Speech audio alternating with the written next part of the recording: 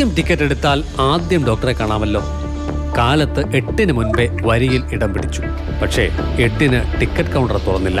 15 minute കൂടി കാത്തുനിന്ന ശേഷമാണ് OP ticket നൽകി തുടങ്ങിയത്. ഈ സമയം ഡോക്ടർമാരാരും എത്തിയിരുന്നില്ല.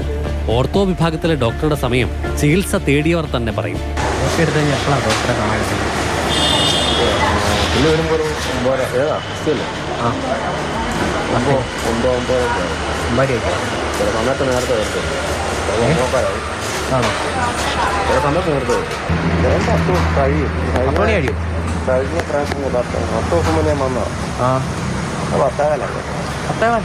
ശിശുരോഗ വിഭാഗത്തിലാണ് ആദ്യം ഡോക്ടർ എത്തിയത്.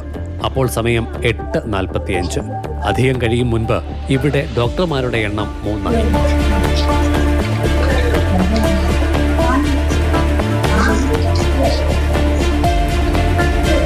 ജനറൽ OPയിൽ സാധാരണ ഡോക്ടർ എത്തുന്ന സമയം അറിയണ്ടേ?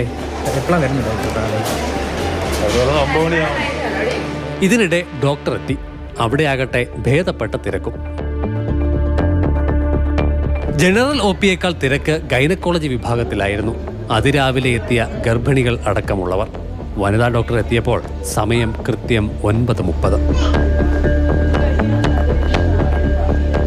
ഹോസ്പിറ്റൽ മാനേജ്മെൻറ്റ് കമ്മിറ്റിയും തദ്ദേശ സ്വയംഭരണ സ്ഥാപനവും അടിയന്തരമായി ഇടപെടണം. ഏറ്റവും കൂടുതൽ അപ്പർ കുട്ടനാട് മേഖലയിലുള്ള ജനങ്ങളെ വരുന്ന ഒരു സ്ഥലമാണ് തിരുവല്ല ഗവൺമെൻറ് ഹോസ്പിറ്റൽ. 4ാമത്തെ നില വരെ പണിതിട്ടിരിക്കുകയാണ് ഇപ്പോൾ നിലവിൽ. അവിടെ ഒരുപക്ഷെ പ്രാദേശികമായി രോഗികളെ കിടത്തി ചികിത്സിക്കുന്നുണ്ട്. അതിന് മുകളിലോട്ടുള്ള ഭാഗങ്ങൾ ഇപ്പോൾ ഉപയോഗശൂന്യമായി, ഇലക്ട്രിക്കൽ വർക്കുകളൊന്നും നടത്താതെ ഉപയോഗശൂന്യമായി കിടക്കുന്ന ഒരു സാഹചര്യമാണ്. ഡോക്ടർമാരുടെ വൈകി വരവിന് കാരണം തേടി ആശുപത്രി സൂപ്രണ്ടിനെ വിളിച്ചു. കിടത്തി ചികിത്സയിലുള്ള രോഗികളെ കണ്ട ശേഷമാണ് ചിലർ OPയിലേക്ക് എത്തുന്നതെന്നാണ് ഡോക്ടർ ബിജു വിശദീകരിച്ചത്. ആകെയുള്ള 18 ഡോക്ടർ തസ്തികയിൽ 4 എണ്ണം ഒഴിഞ്ഞു കിടക്കുകയാണെന്നും അദ്ദേഹം പറഞ്ഞു.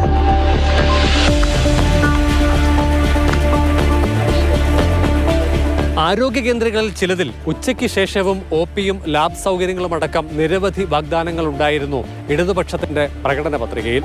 അതൊക്കെ അവിടെ നിൽക്കട്ടെ. നിർദ്ദേശിക്കപ്പെട്ട സമയത്ത് ഡോക്ടർമാരെ OPയിലെത്തിക്കാനായാൽ അതുതന്നെയാണ് മഹാഭാഗ്യം. ക്യാമറമാൻ ജയചന്ദ്രൻ പുല്ലമ്പാറയ്ക്കൊപ്പം CK അഭിലാൽ, മാതൃഭൂമി ന്യൂസ്.